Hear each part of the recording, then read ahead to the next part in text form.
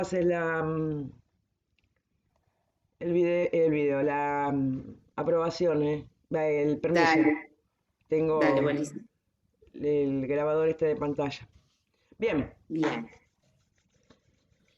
vamos a ver qué es lo que vamos a ver hoy.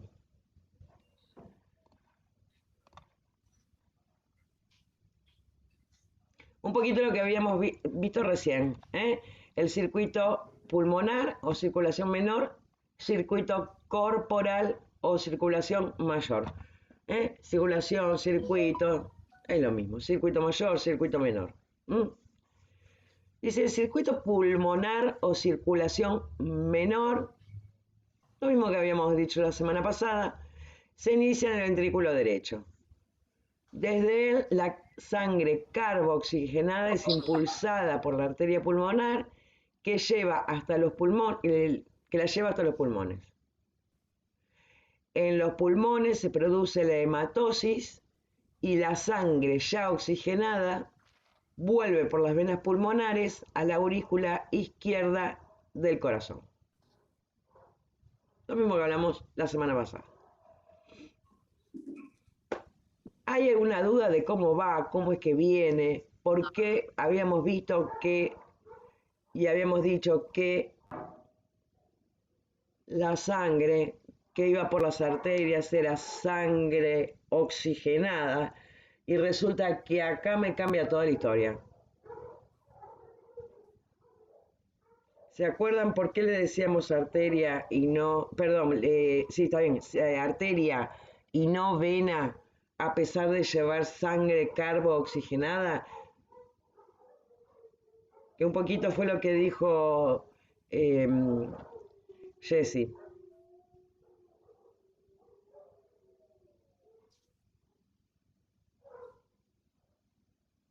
Profe, ¿no era por la estructura, algo así? Exactamente, por la estructura.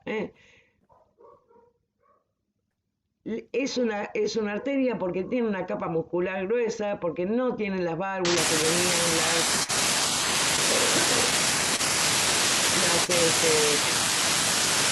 las venas. Caro, silencia el micrófono, porfis. ¿Mm? Pero básicamente por eso. ¿Mm?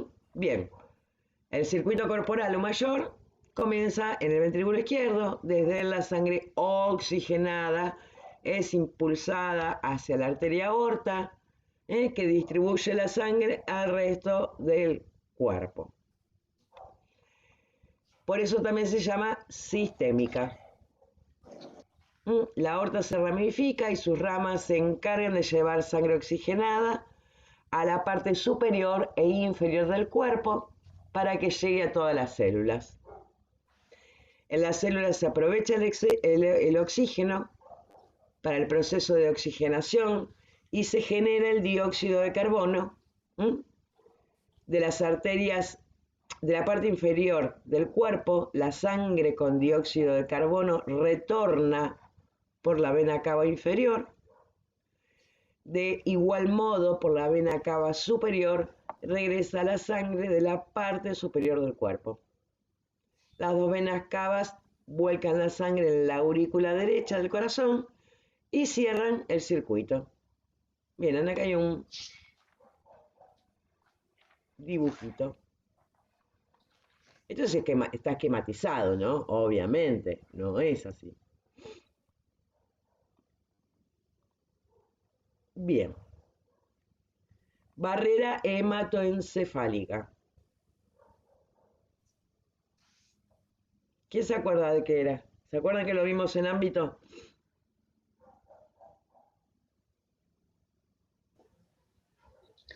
Es como una barrera de vasos sanguíneos que impide la entrada de sustancias que no deben entrar al cerebro para no producir ciertos efectos o fármacos.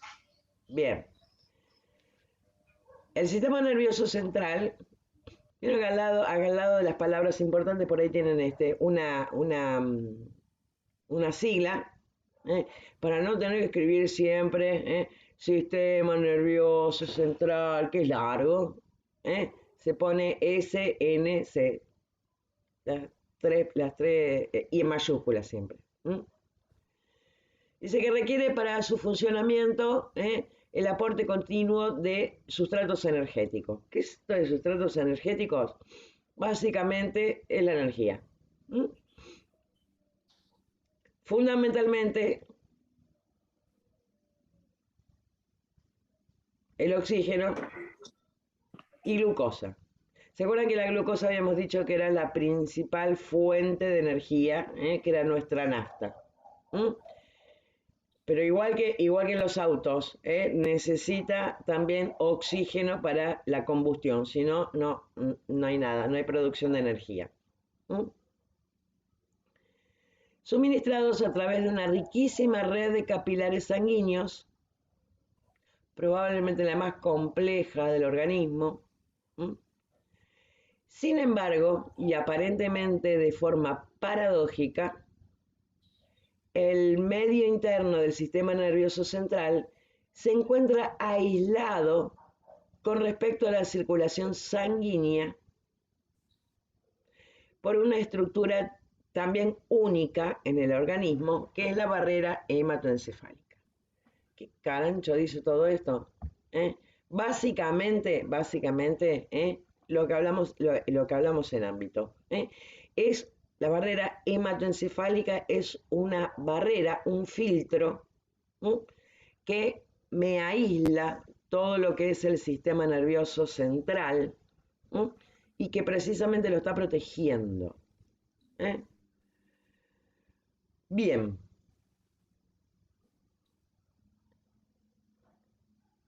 Bueno, acá les habla un poquito de que el concepto de barrera hematoencefálica empezó en el siglo XIX, no me importa. Bien.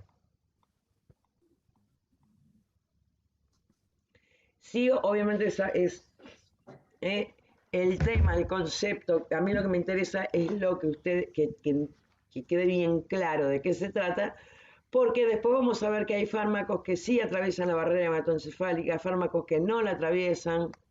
¿Se acuerdan que habíamos visto que dentro de todos los opioides estaba la mayoría, todos, la mayoría la pasaban, la atravesaban tranquilamente, ejercían sus efectos buenos,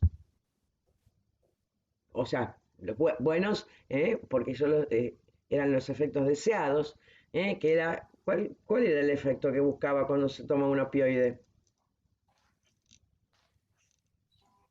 El dolor. Calmar el dolor. O calmar el dolor. Calmar el dolor. Calmar el dolor. Calma el dolor. Sintetizamos mucho la oración. Veo. Porque básicamente obtener dolor está bien. Yo con los gustos no me meto con los gustos de nadie, pero bueno. Bueno, pero básicamente, está bien, yo lo tomo para calmar el dolor, pero se acuerdan que tenía unos efectos adversos bastante embromados, entonces obviamente no. Y teníamos uno que no atravesaba la barrera hematoencefálica. ¿Se acuerdan cuál era? Sí, no me acuerdo el nombre, pero era uno para detener la diarrea. Exactamente, la loperamida, que precisamente como no atravesaba la barrera hematoencefálica, no me producía ninguno de los efectos adversos graves, pero tampoco me calmaba el dolor. Bien.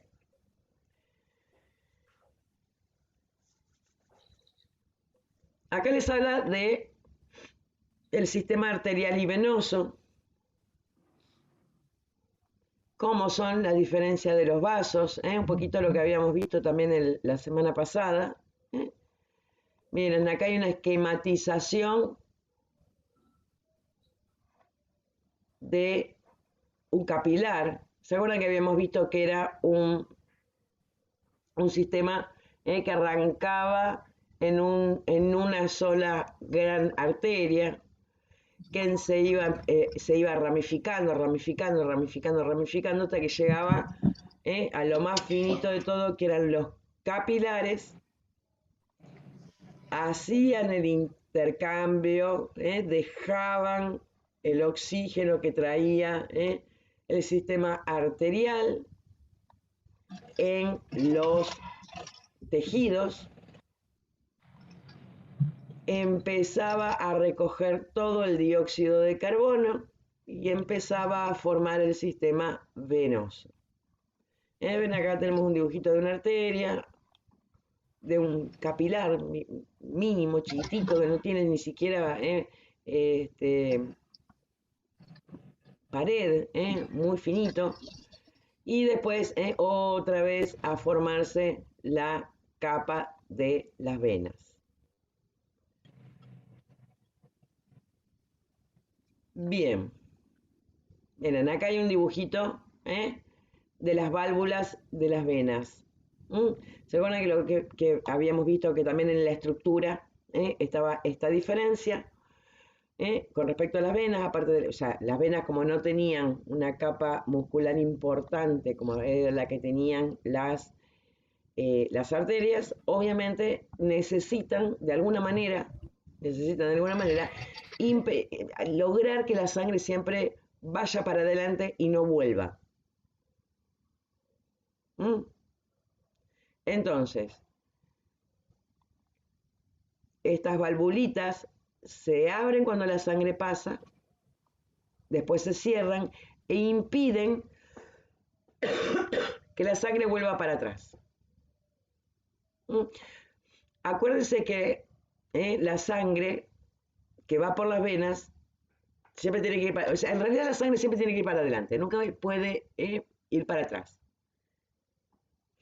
Como si nosotros quisiéramos estar en el circuito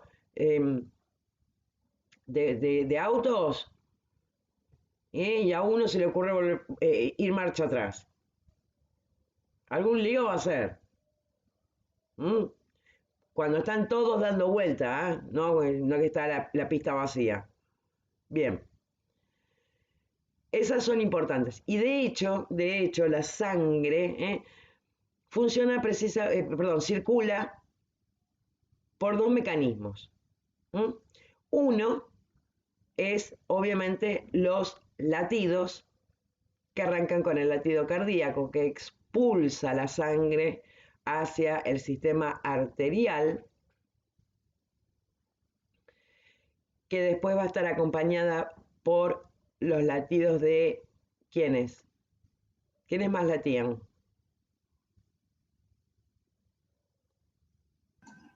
Las arterias. Las arterias, entonces sale el corazón, las arterias siguen latiendo y van llevando y por el sistema venoso vuelve.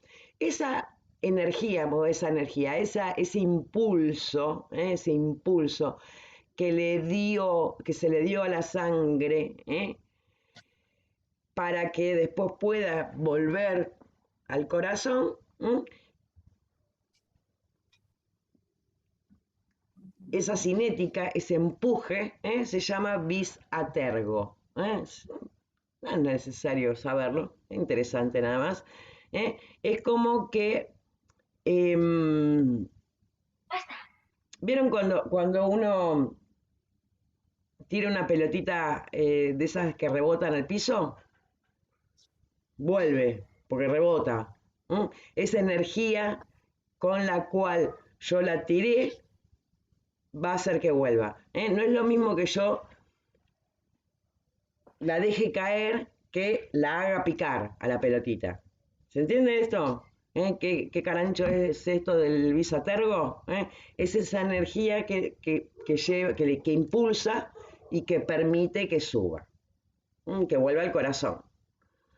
Ahora, aparte de esa energía que la hace subir, una vez que llegó a la parte más declive, tenemos precisamente las válvulas de las venas, que una vez que pasó el flujo sanguíneo, se cierran precisamente estas válvulas impidiendo que la sangre vuelva para atrás.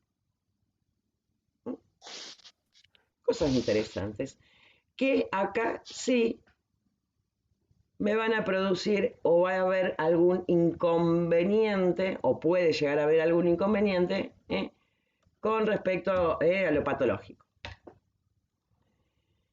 Esperen que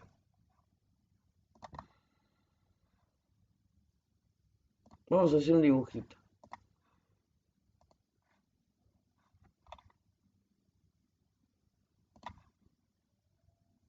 No la vamos a dejar en el celestito porque es una vena. Tengo la vena.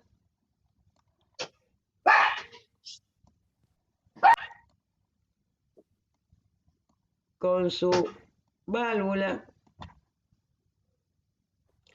¿Qué pasa si a esta vena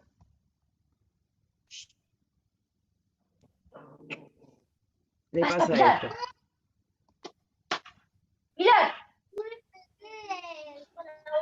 Varices, profe. Varices, perfecto.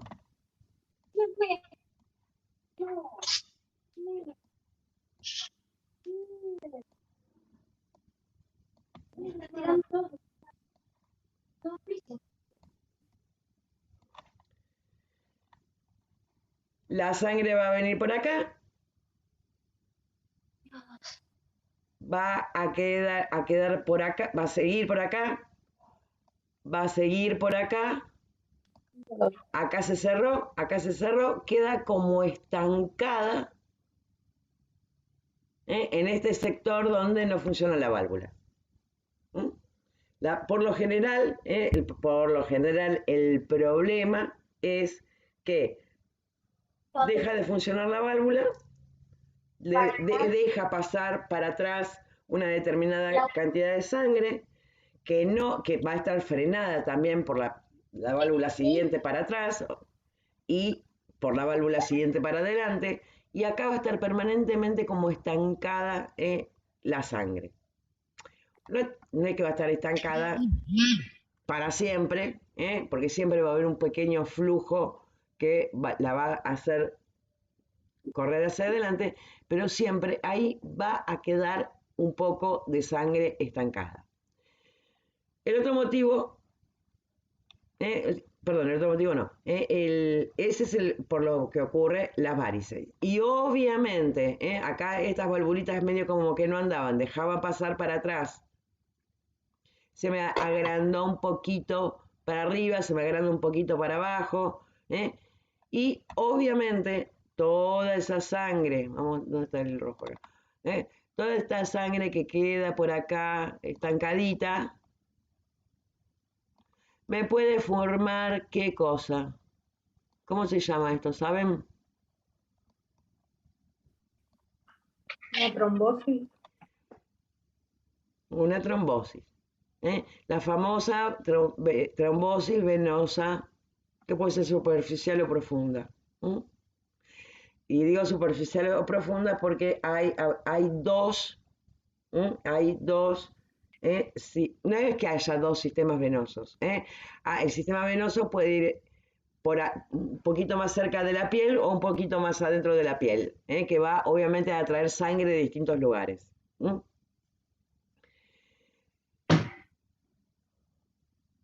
Todo lo que se forme en lo que está, o sea, todo este tipo de problemas que está más cerca de la piel es lo que vemos.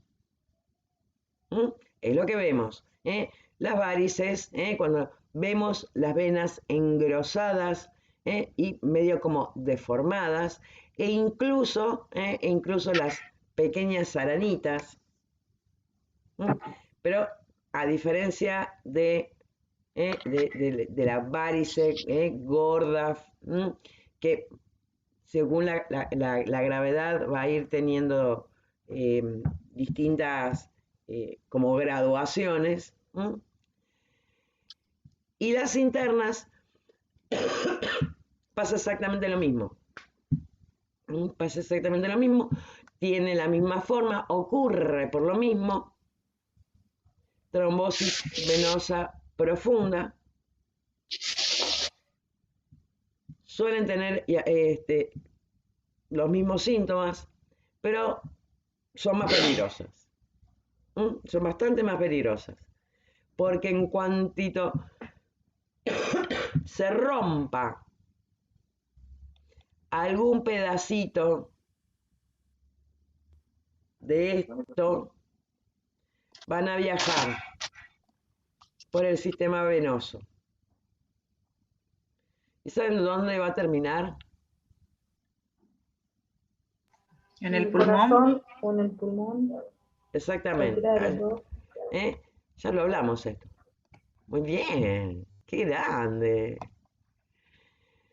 Bien. A ver, ¿qué?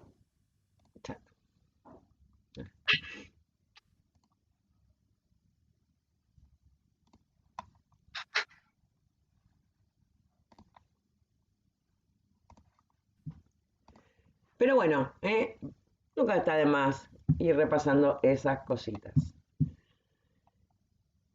Y acá les habla de nuevo del sistema arterial, un poco más, en forma un poquito más, más detallada. Acá tienen los nombres de... Acá esto es una simplificación, Hay muchísimas más. Me acuerdo cuando estaba estudiando anatomía, en primer año en la facultad, me acuerdo que de por acá, de una de estas arterias que está por acá al costado, salían 12 arterias que le daban sangre a toda esta parte, una de este lado, una de este lado. Y nos pedían que nos acordáramos del nombre de las 12. Era una locura y el profesor entonces, había una mnemotecnia, era timeme de matete buteaín pavite. Pasaron como 30 años y todavía me acuerdo esa mnemotecnia. Timeme de matete buteamin pavite era timpánica. Timpánica media, bucal, dentaria. Bueno, después ya ni me acuerdo, pero bueno, Acá les habla de cuáles son las distintas ramas de la aorta, el sistema venoso. Alguna aclaración que les quiero hacer con respecto al sistema venoso, y que siempre se habla de lo que es, otra cosa graciosa en la facultad, del paquete vasculonervioso, que no es lo mismo que paquete vasculonervioso.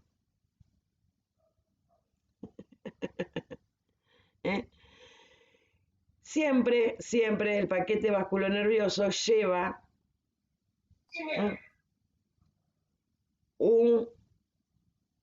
una arteria, dos venas, un vaso linfático y un nervio. Es como que es el conjunto de cosas que van a llevar y traer todo lo necesario para que un órgano en particular o un músculo en particular cumpla con lo que tiene que hacer. Le lleva el oxígeno a través del sistema arterial. ¿Podría repetir lo de recién, de una arteria, dos venas? Sí, el paquete vasculonervioso está formado por una arteria, dos venas, un nervio y un vaso, ay, no me sale el nombre ahora, y un vaso Linfático. linfático. Ay, qué feo cuando se me patinan las palabras. Y un vaso linfático. Que son todos los componentes que van a llegar a un órgano X o a un músculo y que van a permitir que precisamente cumplan con la función que tiene que cumplir. La arteria que le va a llevar, obviamente, los nutrientes, entre ellos el oxígeno y la glucosa. Las dos venas, después se van a llevar todos los residuos. El vaso linfático va a pasar la linfa. Después vamos a ver de qué se trata eso. Y el nervio, que precisamente lo que va a hacer es llevarle la orden. Entonces, siempre cerca de los grandes órganos, se van a encontrar con que hay todas esas cositas.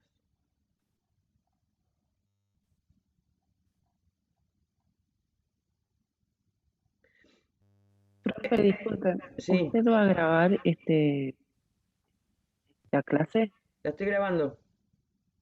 Ay, no me aparece, perdón.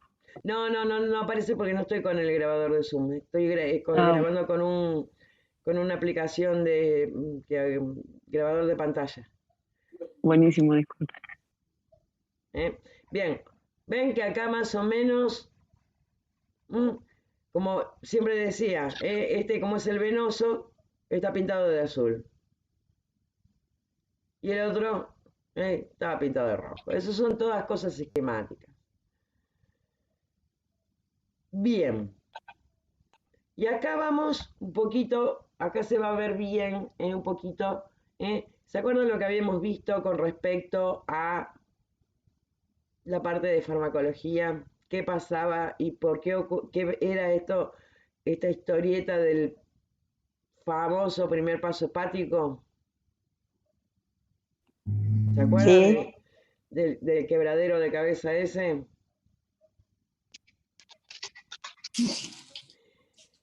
Bien, habíamos visto que... primer paso hepático. ¿Cómo? No me olvido más del primer paso hepático. No, ¿quién se va a olvidar del primer paso, del carancho este? Los fármacos se absorbían ahí en el intestino, tenían un primer paso, o sea, primero pasaban por el hígado, que podían llegar a metabolizarse o no, que esta metabolización que ocurría en el hígado, me podía sacar la mitad de la dosis, me la podía activar la mitad o un porcentaje X, no significa que siempre tiene que ser la mitad. O puede ser que no ocurriera absolutamente nada. Ese primer paso hepático ¿es únicamente para los fármacos o se les ocurre que también va a pasar lo mismo con otras cosas? Y sí, Fíjense pasa cómo lo está el mismo con otras dibujito. cosas. ¿Cómo? Perdón.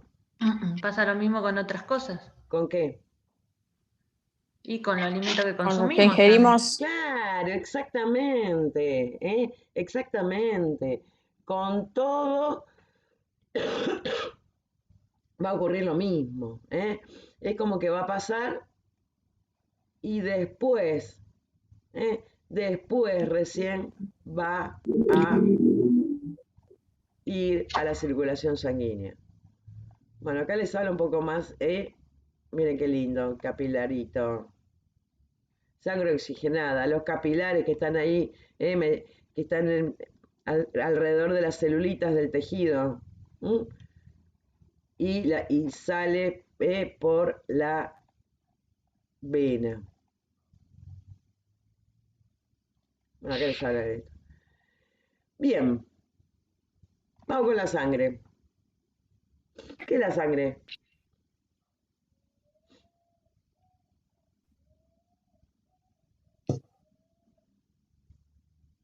Ay, Es el La sangre, líquido la que sangre. recorre Es por un las líquido. venas y las arterias. Es un líquido. Bien, tiene parte líquida y tiene parte sólida. Recorre todo el cuerpo. La sangre tiene función. ¿Podemos vivir sin sangre? no, No. profe, porque No, transporta oxígeno. Exactamente. Entre otras cosas, transporta oxígeno. La sangre es la encargada de transportar el oxígeno y de transportar la glucosa, que son lo más necesario. Y obviamente también va a transportar otros nutrientes, pero también va a tener dos funciones más muy importantes. Una de ellas es también el transporte de las células que se ocupan de las defensas.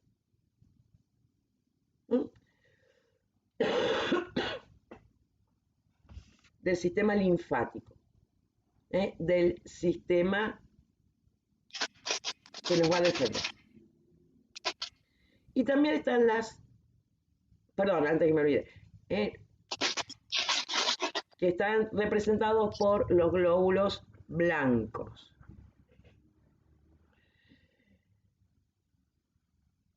¿Y qué pasa si me lastimo y se me corta un vaso sanguíneo? Me va a perder sangre. Aparecen las plaquetas. Ah, bien, aparecen las plaquetas. Obviamente, las plaquetas también son unas pequeñas celulitas que están ahí dentro de la sangre. En realidad técnicamente no son células, pero bueno, no importa. Antes eran células y después se fueron rompiendo y quedaron las escamitas. Lo que hacen las plaquetas es cuando ocurre alguna lesión en el vaso, ¿qué era lo que hacían? Tapón plaquetario. Exactamente, lo vimos con los AINES. Entonces, dentro de la sangre va a haber 3 tipos de células.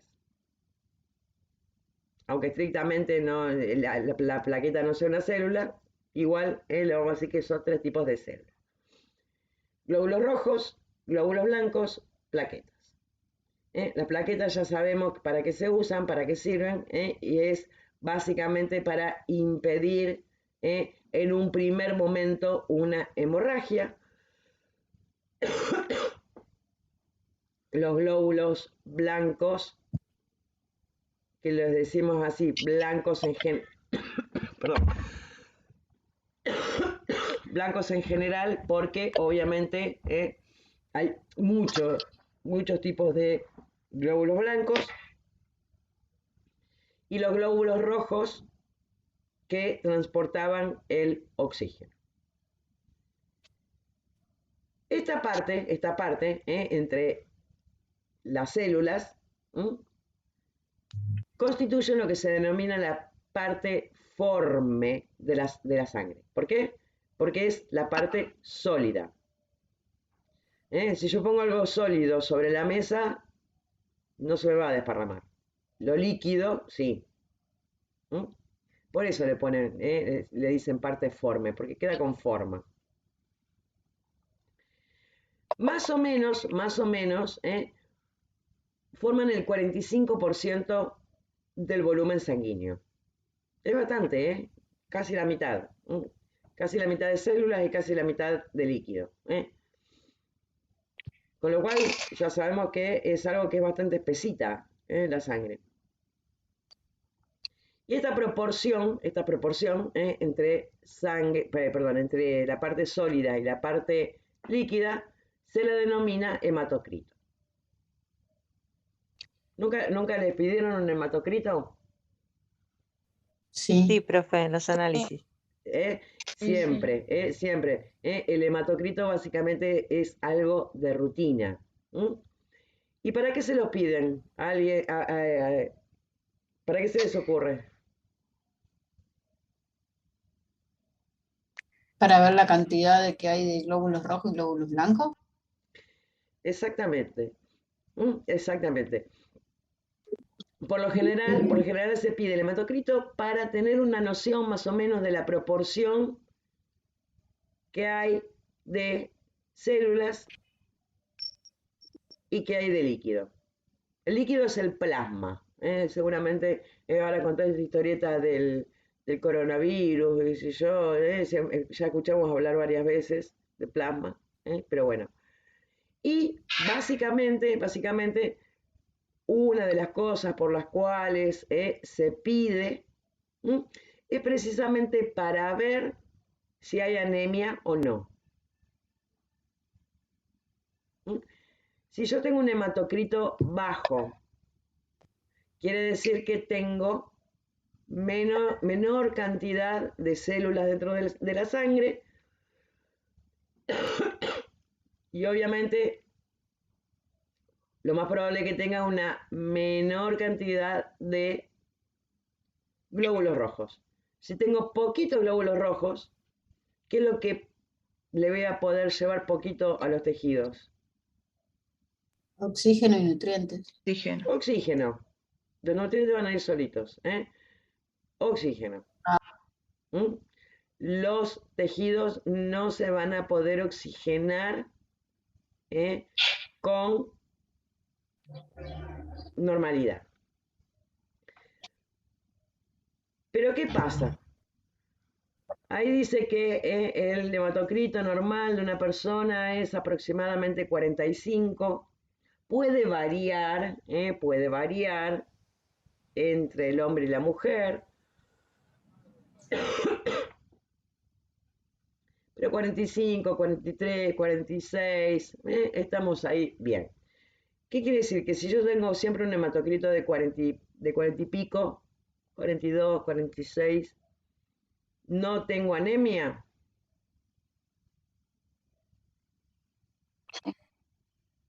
¿Puedo afirmar eso? No. Porque en realidad la anemia está dada por precisamente la imposibilidad de llevar la cantidad de oxígeno necesaria a los tejidos. Y eso puede ocurrir, ¿por qué? O porque disminuyó realmente la cantidad de glóbulos rojos, tengo poquitos, o tengo la cantidad normal, pero funcionan mal. Es como si yo tuviera 10 bolsitas para ir a hacer las compras. Cargo las 10 bolsitas y me las traigo y todo divino, ningún problema. Pero en la anemia, esas bolsitas con las que traía, las cosas que iba a comprar, hay 2 o 3 o todas o bastantes que están rotas. No me sirven. ¿Las bolsitas las tengo? Sí. ¿Me sirve para usarlas? No. Por eso, la mayoría de las veces no solamente le van a pedir un hematocrito, y van a ver que siempre, aparte, porque son todos análisis de rutina, aparte de pedirle el hematocrito, le van a pedir la cantidad de hemoglobina, o hemoglobina corpuscular media. Ese es el nombre de la cosita importante que lo que piden. ¿Por qué? Porque precisamente la hemoglobina es lo que transporta el oxígeno. Es lo que transporta el oxígeno. Es una proteína que está adentro del glóbulo rojo, que se une al oxígeno y permite de esta manera que se transporte por todos lados. Profe, ¿tiene que ver que falte oxígeno en la sangre y que te produzca desmayos? A mí me pasa demasiado. No. Yo soy... No. Eso tiene que ver más con la presión arterial que con la cantidad de oxígeno que pueda llegar a haber en la sangre. la disminución del oxígeno en la sangre es bastante más continuo el tema. No va a haber desmayos, y si hay desmayos tiene que estar tan baja la cantidad de oxígeno que... Pero suele haber mucho cansancio, suele haber palidez. Uno está pálido, está cansado, porque un cansancio que no es el esperado para un ejercicio. No hice nada Para una en todo el rutina día, diaria, claro. cansada, exactamente, para las cosas bien. Bien. Entonces, básicamente... Profe, sí.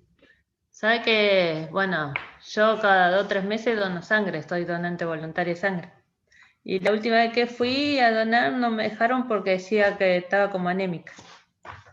Yo cuando le pinchan el dedito y la sangre o cae muy de golpe o no cae, bueno, fui a hacerme los estudios y me dijeron que no estaba anémica, que me faltaba vitamina D. Solamente eso. La vitamina No D sé. no tiene nada que ver con la sangre, y la anemia sí, obviamente. Lo que pasa es que de paso te hicieron todo. Pero la Sí, vitamina me D no hicieron tiene tomar frasquitos de vitamina D, un frasquito por 3 meses. Sí. Y dijeron que con esto ya estaba, que anémica no estaba. Así que no sé. Igual donar Que sangre estaba cada todo 3 bien, me meses. dijeron. Igual donar sangre cada 3 meses, Mabel, muy loable lo tuyo, pero cuídate, mijita. Lo ideal es donar cada 6 meses, una vez por año, porque también le tenés que dar tiempo a tu cuerpo para que vuelva a generar y a producir una determinada cantidad de sangre. Si bien el medio litro que te sacan cuando vas a donar sangre se repone rápido, o sea, en un par de días ya uno está bien, pero tiene que pasar un tiempito como para que esté bien del todo. Ajá. Sí, el médico me dijo que donaba demasiado, que sí, que cada 2 veces al año es que donara sangre. Sí, 2 veces, no cada 3 meses. Sí, Como me dijeron mucho. que era demasiado. Y ahora me están llamando para que vaya a donar. ¿Eso cero negativo? Mabel, ¿sos cero negativo? Sí, Ah, con razón. sí. Qué Hace castigo. falta. Bueno, si alguna vez te pasa algo, Dios quiera que no, no van a poder decir nada, no le doy nada. Es una de no es que sea la más difícil. Es más difícil de encontrar, capaz. No, está con Incompatible con las demás, ¿Cómo? Ahí me perdí lo que que es dije. porque es incompatible con los otros grupos sanguíneos. No puede recibir de ningún otro grupo. Exactamente, no puede recibir de ningún otro grupo, pero sí le puede dar a todos, aparte. Bien, entonces, ya vimos que los glóbulos rojos a través de la hemoglobina transporta el oxígeno. Y hablando de esta historieta, ¿saben por qué cuando uno está anémico lo hacen tomar hierro?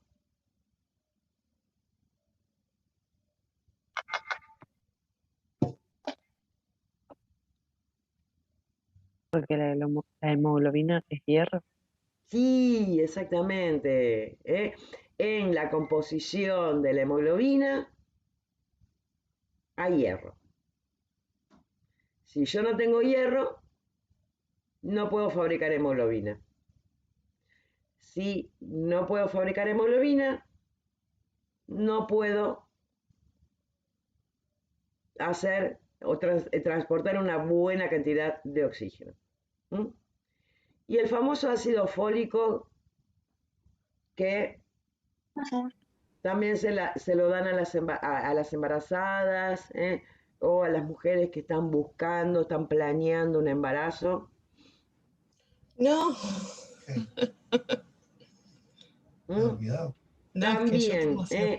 También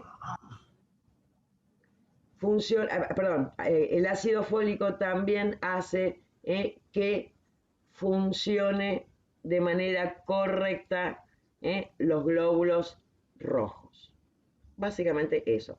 Pero, y también se van a encontrar con que pueden llegar a ir a la farmacia a buscar ácido fólico o hierro, porque sí. Ah, estoy anémica, estoy re anémica, me voy a comprar. La sobrecarga de hierro, si yo realmente no tengo anemia, ay, estoy cansada, debo estar anémica, me voy a comprar el hierro. Porque una vez tuve anemia y me sentía igual. Ay, vos debes estar muy anémica, seguramente, mira cómo estás. Dígame que nunca escucharon eso. Ayer Siempre se escucha. Casi todos los días, profe. justamente hubo una Sí, discusión sí. en el mostrador por eso. Bueno. Ahora está muy de moda con el tema de los veganos, Sí, la vitamina la B12, sí. fólico, Y, porque o con aminoácidos. claro, porque la B12 del único lugar. La proteína que reemplaza la carne. Exactamente. Y encima la B12 es sumamente necesaria. El déficit de vitamina B12 también produce lo que se llama anemia megaloblástica, lo cual o sea, la B12 interviene en todo. Interviene en la sangre, interviene en el sistema nervioso central. De hecho, la carencia de vitamina B12 puede llevar a la locura. De hecho, se llama locura megaloblástica. ¿Y eso, profe, en qué estudio sale? Porque te miden En la sangre, sí. en la sangre. A ver, sí, te piden el análisis de sangre. En el análisis de sangre, la rutina es, primero, obviamente, medir el hematocrito. Después, Sí, medir hemoglobina. la hemoglobina, exactamente. Y también medir el tamaño de los glóbulos rojos. Eso lo van a encontrar en todo laboratorio, lo van a encontrar en todo. Por lo general nunca se dice nada porque ahora, en cuantito llega a aparecer alguna normalidad, se empieza a investigar desde otro lado. Más Yo veo en que profundidad. claro, veo que tengo el hematocrito va a estar normal, la cantidad de hemoglobina que tenga voy a estar reducida, pero porque resulta que los glóbulos rojos, en vez de tener el tamaño normal, están agrandados. ¿No? Eso es megalo. Bien, listo, ya sé, tengo una anemia megaloblástica. Ahora vamos a ver por qué motivo puede ser que tenga ese tipo de anemia. Bien, bárbaro. La primera causa es precisamente el déficit de vitamina B12. Bien, listo. ¿Vos comes carne? Sí. ¿Comes alimentos de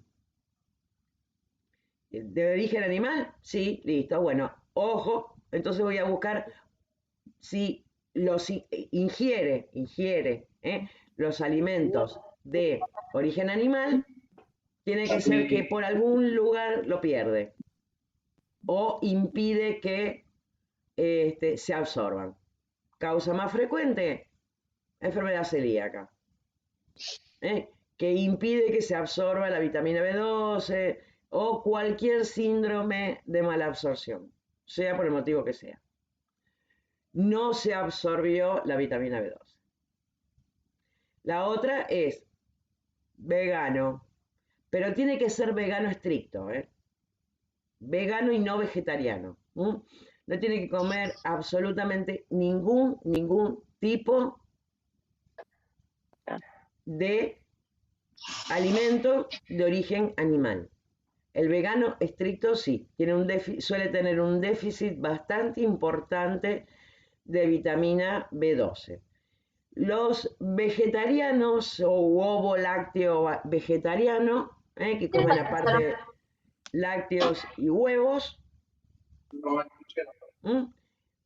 no suelen tener un déficit tan importante, pero suele pasar que también hay un déficit. ¿Cómo complicarse la vida a este muchacho? Con lo rico que es el asado. Ay, me hicieron acordar. Me haces unos chinchu. Me dio hambre. Nada. Bien.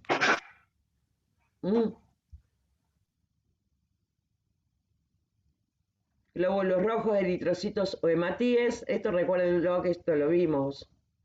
Glóbulos blancos o leucocitos. Plaquetas o trombocitos. Miren qué lindos que son. Miren qué bellos. Estos son blancos. Acá hay los 4 componentes principales de la sangre, que son los glóbulos rojos, que son estos. ¡Ojo! Ustedes los ven violeta acá. Los blancos los ven violeta. Pero no son violetas. Los rojos, los glóbulos rojos, sí son rojos. Que son precisamente los que le dan el color a la sangre. Estos porque están tenidos, están pintaditos para poder verlos en el microscopio. Bien. Miren, así se ven.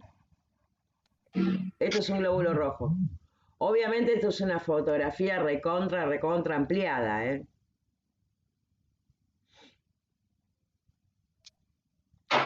Y, a ver si... Bueno, acá les explica muy bien cómo entra el oxígeno, cómo sale, cómo se combina con el oxígeno, va, viene, y toda esa historieta. Acá habla de la anemia. Y esto es lo que a mí me interesaba que viéramos. Déjenme ver el horario. Nos queda. Que precisamente son los grupos sanguíneos y las transfusiones de sangre. En el glóbulo rojo, esperen que vamos a hacer un dibujito.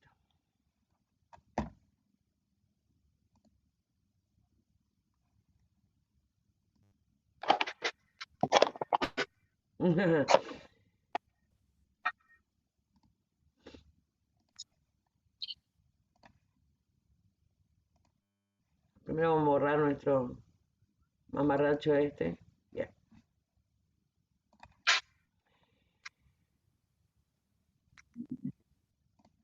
En el glóbulo rojo, vamos a hacer un glóbulo rojo.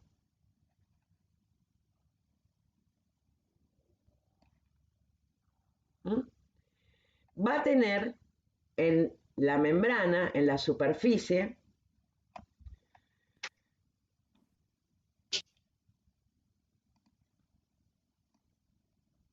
vamos a cambiarle el color. Bueno, ya está, ya le puse este color.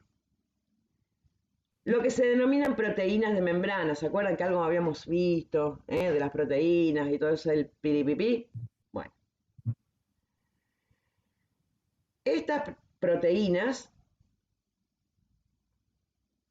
algunas se va a llamar A,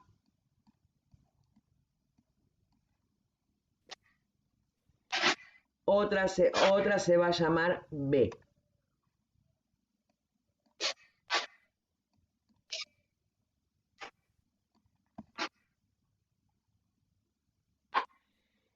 Si ese glóbulo rojo tiene la proteína A, el grupo sanguíneo se va a llamar, ¿cómo? A. A. Si tiene la proteína B, se va a llamar B. Si tiene la proteína B y la A, se va a llamar ¿cómo? AB. AB.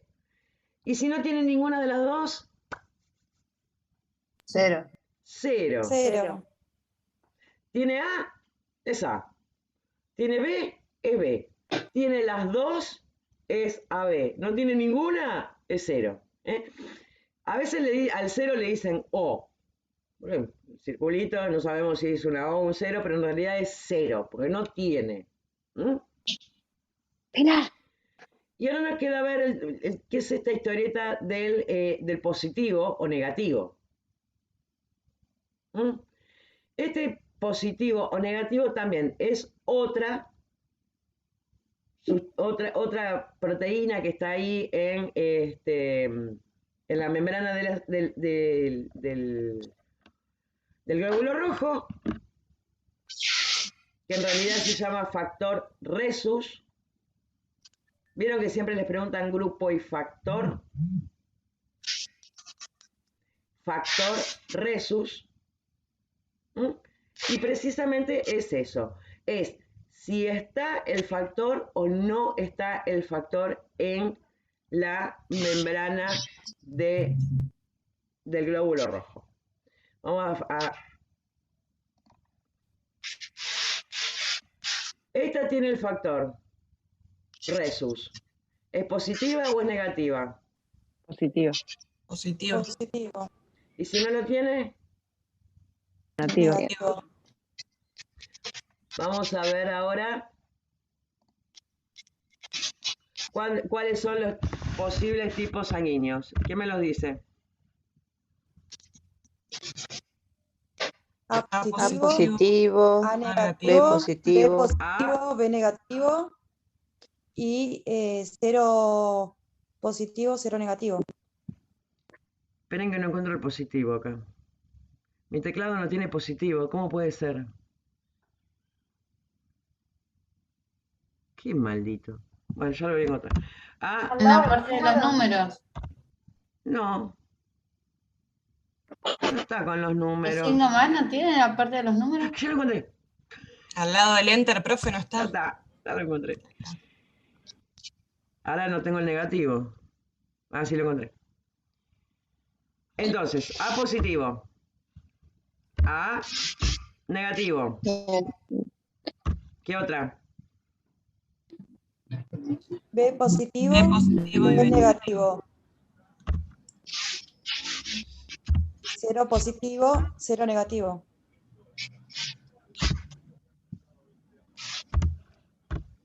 AB positivo también, profe. ¡Ay, me gustó! Ya estaba por... Esperen que escribo 0 negativo. Y también puedo tener AB positivo y AB negativo. AB negativo.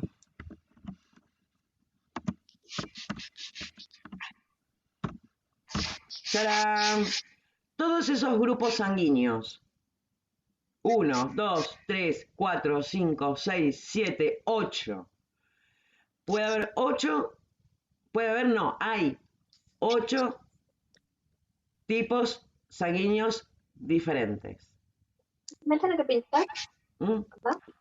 Ahora, ¿cómo es esto de la historieta de las donaciones? ¿Qué es esto de la historieta de la compatibilidad? Vamos a algo muy importante. Obviamente, yo no le voy a dar una sangre no compatible a una persona porque si no hay compatibilidad, va a haber un rechazo. El donar sangre o el recibir sangre sale de una persona y entra a otra persona. ¿Qué les parece? ¿A qué les hace acordar eso? ¿A la transfusión? Es una transfusión. Pero una transfusión, ¿a qué les hace acordar? A los fármacos cuando entran en el organismo. No, en realidad una transfusión es un trasplante. Es como un cuerpo extraño. Es un cuerpo extraño, obviamente. Y al ser un cuerpo extraño, nuestro sistema inmunológico no lo va a reconocer y lo va a querer rajar. Puede provocar un rechazo. Entonces, obviamente yo le tengo que dar un tipo de sangre que sea lo más parecida posible. Igual que con los trasplantes. De hecho, la transfusión es un trasplante. ¿Por qué? Porque la sangre es un tejido que se lo saco a una persona y se lo pongo a otra persona. Entonces, como tal, puede ser, obviamente, provocar un rechazo. Bien, ahora, dependiendo el grupo sanguíneo, voy a poder recibir algunos y otros no.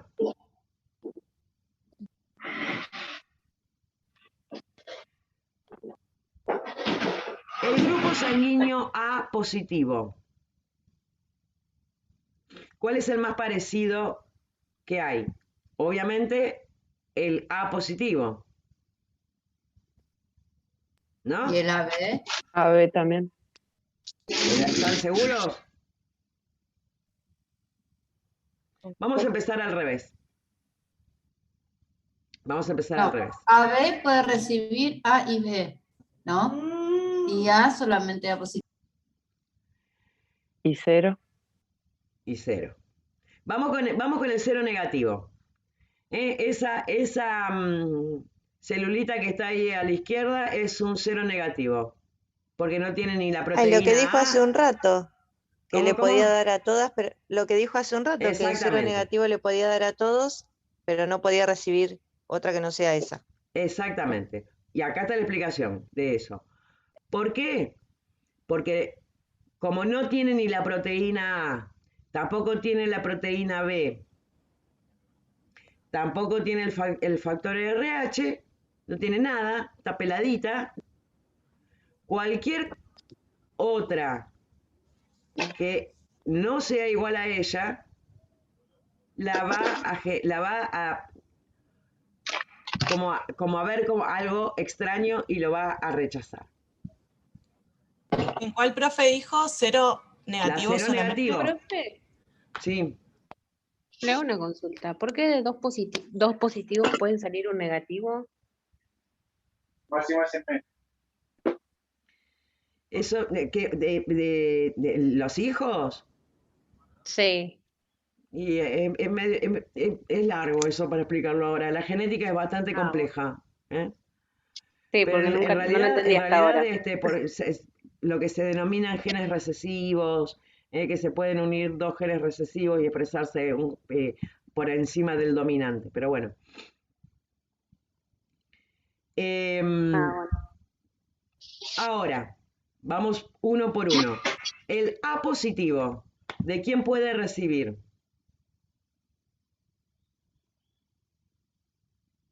Obviamente del A positivo. ¿Y de A negativo también? De A ¿Y de AB negativo también? también. ¿Y de AB quién más? también. Negativo. AB positivo. Cero. No. 0 positivo. Cero positivo. 0 positivo y 0 negativo. 0 negativo. Si ya tiene el B, estamos fritos. Porque la B va a ser despelote ahí. Si es A positivo, tiene dos cositas. Tiene el A, la proteína A, y tiene la proteína que me da el positivo. Entonces puede recibir Del A positivo, obviamente, porque es la misma. Del A negativo también, porque total al no tenerlo no hay nada que lo produzca. Del 0, ya sea positivo o negativo, porque total el positivo lo tiene, no lo va a reconocer como algo extraño. Ahora, el negativo, el A negativo. ¿Quién puede? El A quién no puede? negativo y del 0. Del A Del negativo 0, y del El A 0 negativo y del 0 negativo. 0 negativo. negativo. Exactamente. Igual para el resto de las letras. Siempre parece la vida. Este es un negativo, no quiere, no se le puede dar nada. Más o menos. Este es re positivo, le podemos dar un montón de Todo cosas. tiene que ver con todo. Exactamente, todo tiene que ver con todo. Por eso el 0 negativo no puede recibir de nadie más que de el 0 negativo. Y el AB positivo puede recibir de todos. Esos son los conceptos que se habla de dador universal o receptor universal. Dador universal es el que le puede dar a cualquiera de los grupos, a todos. O sea, el 0, ¿qué? 0 negativo. Negativo. Muy bien. Y el receptor, o sea, el que puede recibir sangre de cualquiera, ¿cuál es? El AB positivo. AB positivo. Exacto. Exacto. Profe, ¿qué diferencia hay entre el dador 0 negativo y el dador 0 positivo? Yo soy 0 positivo y pensé que era también universal. No. Por ser 0. No, porque tenés el positivo. No le podés dar a los negativos. El positivo nunca le puede dar al negativo. ¿Eh? Yo también, sí. Yo también pensé que era universal y soy 0 No. positivo. No. Acá la única universal es Mabel. Ella ya dijo, va. ¿Alguien más? No, profe, yo también. Va, vos Yo también. soy 0 negativo. Son unas cuantas. Yo me enteré recién cuando estaba embarazada. No, yo desde chiquitita. Para mí era positivo, pero después me enteré que era negativo. ¿En serio? Sí. Por eso le preguntaba por qué de 2 positivos sale un negativo.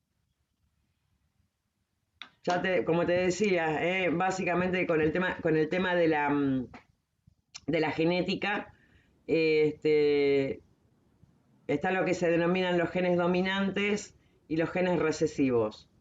Los genes dominantes son aquellas características que las vas a terminar viendo, lo cual no quiere decir que estén como escondidas otras características que se pueden expresar en generaciones sucesivas, que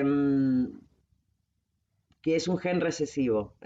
El positivo en la sangre es un gen dominante, pero puede ser que tengamos algún gen recesivo, cualquiera de los dos padres.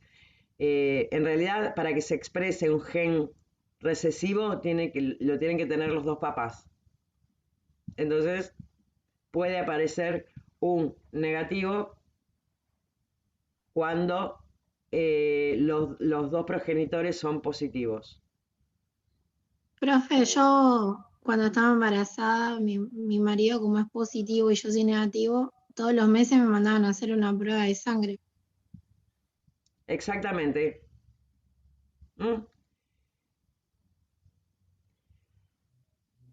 Por el tema de que sea positiva. Sí, lo que decía Florencia acá. En realidad, junto, el problema no es el papá, sino que es el bebé.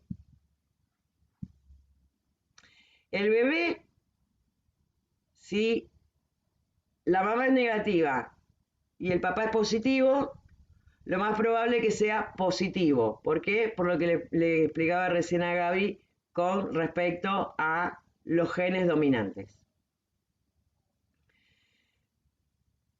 Y obviamente como la circulación de la mamá se mezcla permanentemente con la circulación del bebé o viceversa, la sangre de la mamá va a detectar un positivo y va a empezar a armar escándalo, por decirlo de Sí, alguna mi hija salió positiva encima.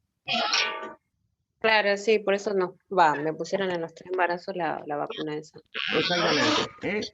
En el parto, o sea, después del parto se da la vacuna para los anticuerpos. Exactamente. Claro, sí. Básicamente lo que hace esto es, porque en realidad la sangre va a pensar que es un algo que la está atacando, cuando en realidad no. Y se pone obviamente una vacuna para que se frene, que se quede tranquilito y no haga un escándalo, porque si no puede ser algo bastante complicado, tanto para la mamá como para el bebé. Y en sucesivos embarazos también hay que hacer lo mismo, porque puede llegar a pasar lo mismo. Bien, tranqui, ¿no? El B positivo puede recibir B positivo, B negativo, 0 negativo y 0... No, el A no. A no puede, si es B solo, A no, porque tiene algo que no tiene la proteína B. Lo va a reconocer como algo extraño, ajeno. Bien, con respecto a lo que estuvimos viendo, ¿alguna duda?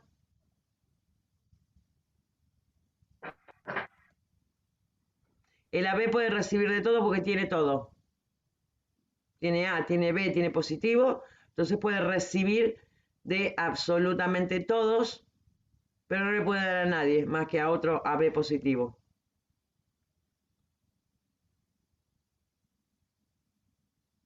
Bueno, nos vemos el jueves. En el material de estudio está todo. Perdón, ¿alguien me habló recién? ¿No? Yo la saludaba nada más, profe, hasta el listo. jueves. Nos vemos el jueves, porque a veces no escucho. Pasen un lindo Chao, miércoles. Chao, profe.